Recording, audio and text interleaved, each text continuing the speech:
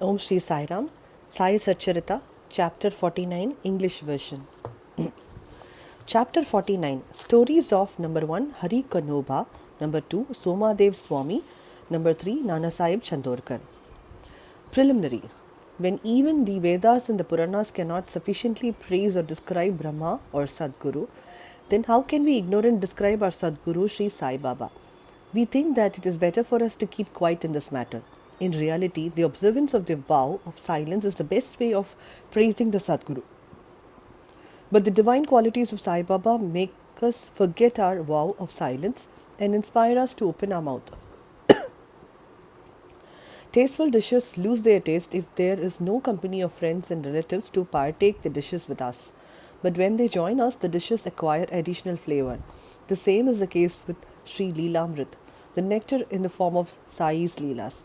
This nectar we cannot partake alone. Friends and brothers have to join us, the more the better. It is Sai Baba himself who inspires the stories and gets them written as he desires. Our duty is to surrender completely to him and meditate on him. Practicing penance is better than pilgrimage, vow, sacrifice, and charity. Worship him, Hari, that is Lord, is better than penance, and meditation on the Sadguru is best of all.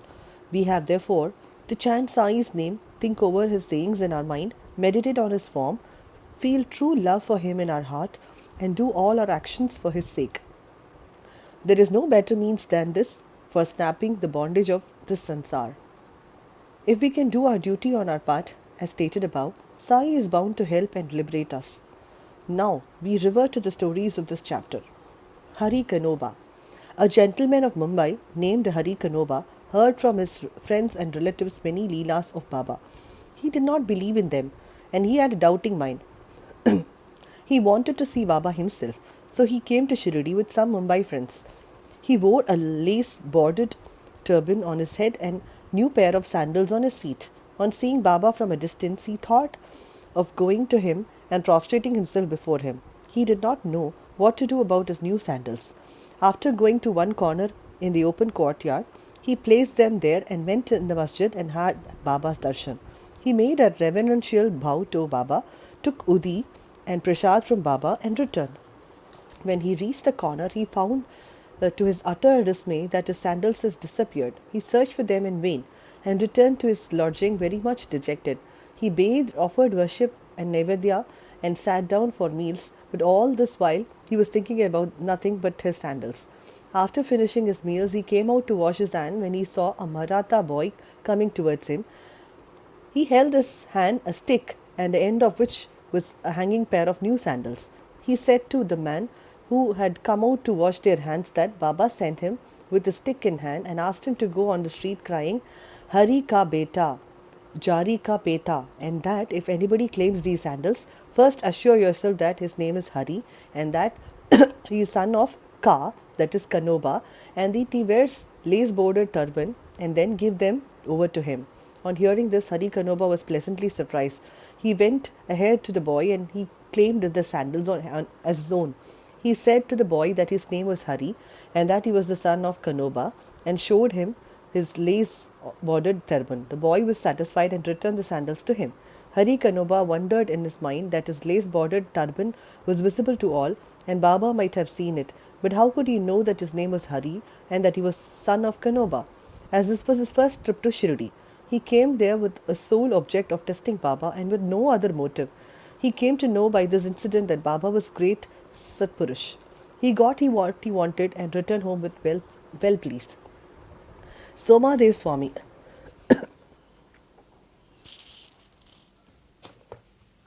Pardon.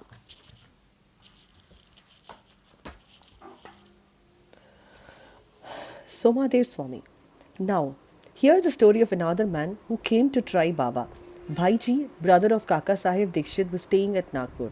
When he had gone to the Himalayas in 1906, he made an acquaintance with one Somadev Swami of Haridwar at Uttarkashi, down the Gangotri valley, that is in Garhwal region of Uttaranchal. Now it is called as Uttarakhand. Both took down to each other's names in their diaries. 5 years later, Somadev Swami came to Nagpur and was Bhaiji's guest. There he was pleased to hear the Leelas of Baba, and a strong desire arose in his mind to go to Shirdi and see him. He got a letter of introduction from Baiji and left for Shirdi. After passing Manmad and Kopargaon, he took a tonga and rode to Shirdi.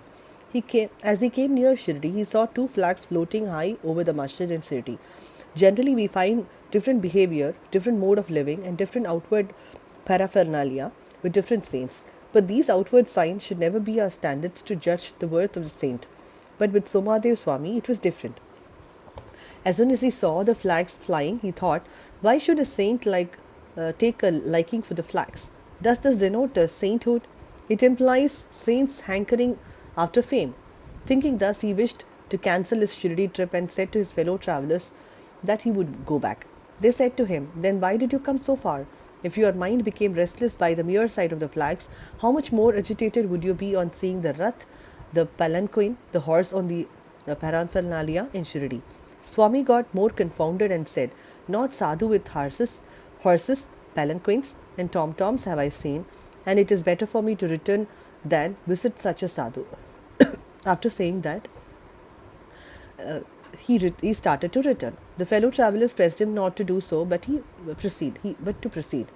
They asked him to stop his inconsistent way of thinking and told him that the sadhu, that is Baba, did not care a bit for the flags or the paraphernalia, nor for the name. It is for the people, his devotees, who kept up all the paraphernalia out of love and devotion to him. Finally, he was persuaded to continue his journey to go to Shirdi and see Sai Baba. When he went and saw Baba from a courtyard, he melted inside. His eyes were full of tears, his throat was choked, and all his evil, crooked thoughts vanished. He remembered his Guru saying that this is our abode and place of rest, where the mind is most pleased and settled. He wished to roll himself in the dust at Baba's feet, and when he approached Baba, the latter got wild and cried out loud, let all our humbug, that is paraphernalia, be with us. You go back to your home. Beware, if you come back to this masjid again, why take the darshan of one who flies a flag over his masjid? Is this a sign of sainthood? Remain here not a moment. The Swami was taken aback by surprise. He realized that Baba read his heart and spoke it out. How omniscient he was. He knew that he was least intelligent and that Baba was noble and pure. He saw Baba embracing somebody, touching someone with his hand, comforting others, staring kindly at some, laughing at others, giving Udi Prasad to some, and thus pleasing and satisfying all. Why should he alone be dealt so harshly? After thinking seriously, he came to realize that Baba's conduct responded exactly to his inner thought, and that he should take a lesson from this and improve. And Baba's wrath was a blessing in disguise. It is needless to say that later on, his faith in Baba was confirmed and he became a staunch devotee of Baba. Nana Sahib Chandorkar. Hemant Pant concludes this chapter with the story of Nana Sahib Chandorkar. Nana Sahib was once sitting in the masjid with Masal Party and others. A Mohammedan gentleman from Bijapur came with his family to see Baba. On seeing veiled ladies with him, Nana Sahib wanted to go away, but Baba prevented him from doing so. The ladies came and took the darshan of Baba.